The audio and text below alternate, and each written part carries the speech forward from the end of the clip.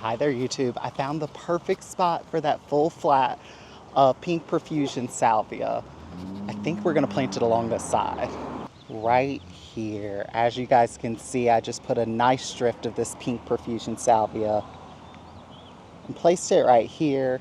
Kind of walked around, thought about it, and I think that this is gonna make a really nice bright pink spot over here. I feel like most of my landscape is pretty planted up along this part of the grass pathway, but this part was the new addition that we did this past season. There's not much here, so I'm thinking this will be a great start. I've seen the pink Profusion Salvia in a couple gardens, and I noticed that the calyx on it normally stays pink a lot longer than it does looking green. So you actually get a little bit of extra, not bloom time, but color out of the plant. Once all the blooms are gone, you still get a nice colorful pink calyx.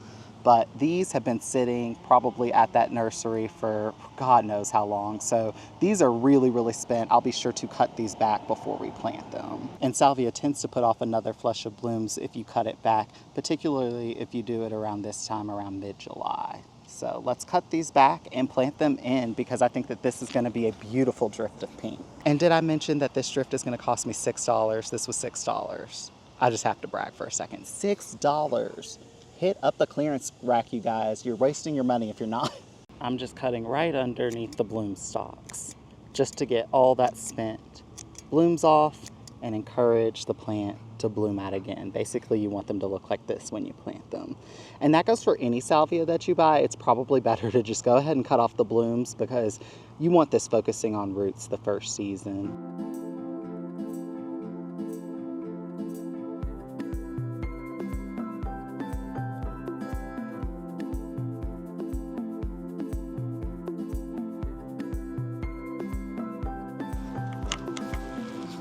Just messed up a sprinkler line. What the heck? That's an iPhone cable, an old iPhone cable. Like, what the? Okay, but definitely just messed up a sprinkler line. Dang it. Well, I don't know if I fully messed it up. I think I messed this up. Oh God. Yeah. Matt's not gonna be happy about that. I guess I'm just gonna go over and just leave that uncovered and then cross that bridge when we come to it, because I feel like I can repair this somehow. It literally just looks like a coupler. Anyways. Ah! Oh my gosh, I literally destroyed the fence. I am really having bad luck today, you guys. No. It's because it's so hard panned over here. Like literally when I drill in, it is so hard to get in there that it slips sometimes. And I'm on a curve, which is not making it easier. So maybe it'll go slow first.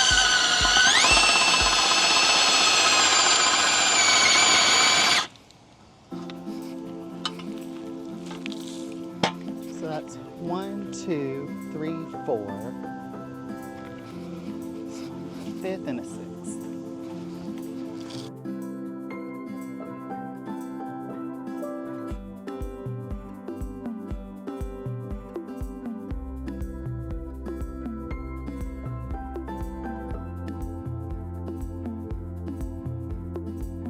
This is the drift of pink Profusion Salvia after planting. Oh, and the sprinkler hole. Look at that. This was literally off of this part. It's on there now, but I'm a little paranoid. I don't know if that's like actually in there. I feel like it's not, because you can see how much gap there is before it hits the pipe. This one doesn't have that much gap. I think I need to like shove it in there really, really hard, but it also has these barbs. I think that needs to be tightened afterwards, so this is gonna be a whole thing. All right, now that that's done, I think I wanna get one of those Tamukeyama Japanese maples into this hole right over here. I'm gonna take out this hosta. We'll transplant it to the front with all the other hostas around the trees, the honey locust trees in the front.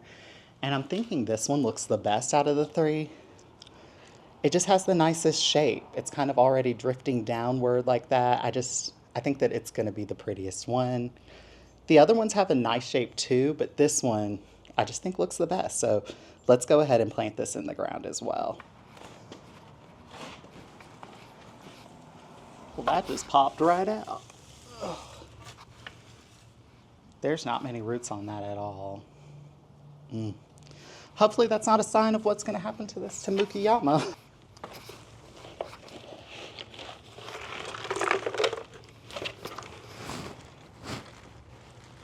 We'll just add just a little bit of soil to the bottom of that hole so that's just slightly high.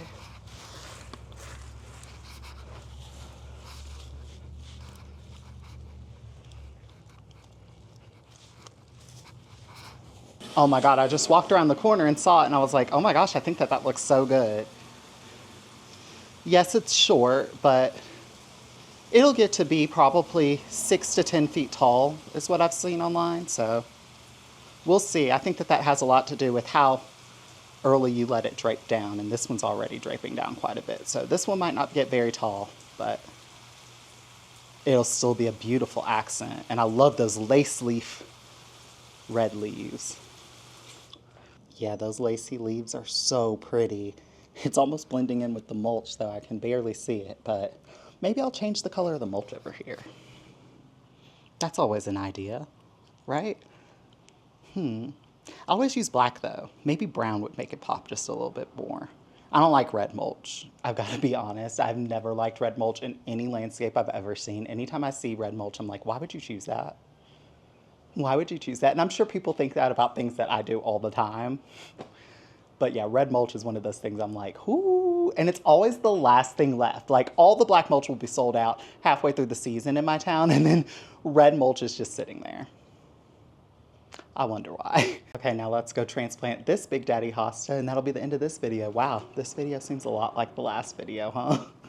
I do feel good about putting plants that weren't in the best spot to begin with in better spots. I feel like I'm rescuing plants, or like I just earned a plant because it didn't die, you know? And that's 2 videos done, and that was another 6 plus 1, 7 plants planted. I feel good about that. I did scratch myself, I don't know how, on my knuckle, but other than that, no other injuries, and I feel decent. So that's really, really encouraging because last week I could barely walk up the stairs, literally. Like, I was out of breath just going up the stairs. So to be able to plant again is like really encouraging. I got so upset because I was like, am I even gonna be able to do this like anymore? Am I gonna be able to garden? Because I wasn't able to like breathe. I wasn't able to walk around. It was really, really scary. So thank you guys so much for watching. And I'll see you guys around for whatever video I come up with for next time. And I owe you guys a container garden tour because all of my containers are looking good. And most of the ones on the fence line have recovered when the drip went out. So I need to show you guys those before they end up going past their prime and end up looking poor, because we all know that that happens at like a drop of a hat. Like 1 minute your baskets are looking beautiful and the next minute they need cut back. So I'll show you guys them before they get to that point. Thank you guys for watching. Bye.